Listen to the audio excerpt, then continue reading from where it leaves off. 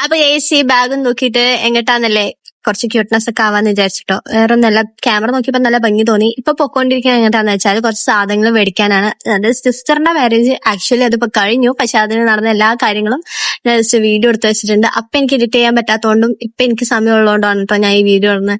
നിങ്ങൾക്കൊരു മെമ്മറീസ് അല്ലേ, അപ്പൊ എന്തൊക്കെ ഉണ്ടായത് നിങ്ങൾക്ക് കൂടെ കാണിച്ചു തരാന്ന് വിചാരിച്ചിട്ടാണ്. ആദ്യം നമ്മളൊരു പരിപാടി ഉണ്ട്, അരിക്കുത്ത് എന്ന് പറഞ്ഞിട്ടുള്ള സംഭവം. അപ്പൊ അതിന് വേണ്ടിയിട്ട് ഉള്ള ബ്ലൗസ് പീസും അതുപോലെ കമ്മലും ഒക്കെ മാച്ച് ചെയ്യായിരുന്നു. ഇപ്പൊ കണ്ടതാണ് ബ്ലൗസ് പീസ് ആൻഡ് ഇങ്ങനത്തെ ഓരോ കമ്മലുകളും മാറ്റി മാറ്റി സെറ്റ് ചെയ്ത് നോക്കലായിരുന്നു കേട്ടോ. പിന്നെ ഇതിന്റെ ഇടയിൽ കൂടെ എനിക്ക് മാരേജിന് ഇടാൻ വേണ്ടിയിട്ടുള്ള ഡ്രസ്സിന്റെ കോസ്റ്റ്യൂം മെറ്റീരിയൽ മേലെ ഉണ്ടോ നോക്കാൻ വേണ്ടി ഞാനൊന്ന് കയറി നോക്കിയിട്ടുണ്ടായിരുന്നു. പക്ഷെ എനിക്ക് പറ്റിയതൊന്നും തന്നെ അവിടെ കണ്ടില്ല. ഞാൻ ഉദ്ദേശിച്ച ഷെയ്ഡിലുള്ള കളറും എനിക്ക് കിട്ടിയില്ല.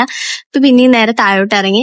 പിന്നെ ഞങ്ങൾ നെക്സ്റ്റ് സെക്ഷനിലോട്ട് പോയിട്ടോ, ബാംഗിൾസിന്റെ സെക്ഷനിലോട്ട്. നമ്മൾ കമ്മല് മാത്രം പോരല്ലോ, വളകളോടെ വേണ്ടേ.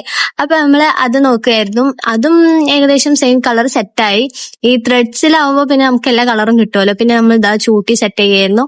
എന്തൊക്കെയാണല്ലേ. അങ്ങനെ അത് കഴിഞ്ഞ് നല്ല വിശപ്പുണ്ടായിരുന്നു. രാവിലെ ഇറങ്ങിയതാണ്. ഈ കണ്ട സാധനങ്ങൾ വാങ്ങാൻ തന്നെ ഞങ്ങൾക്ക് നല്ല സമയം എടുത്തിട്ടുണ്ട് കേട്ടോ. എന്റെ മുഖത്തുള്ള ഈ തെളി നോക്കിയാൽ വേറൊന്നല്ല കേട്ടോ, താത്താനെ കൊണ്ട് പൈസ ചിലവാക്കിപ്പിക്കുന്നതിലുള്ള ആ സന്തോഷവും സംതൃപ്തിയാണ് ഈ കാണുന്നത്.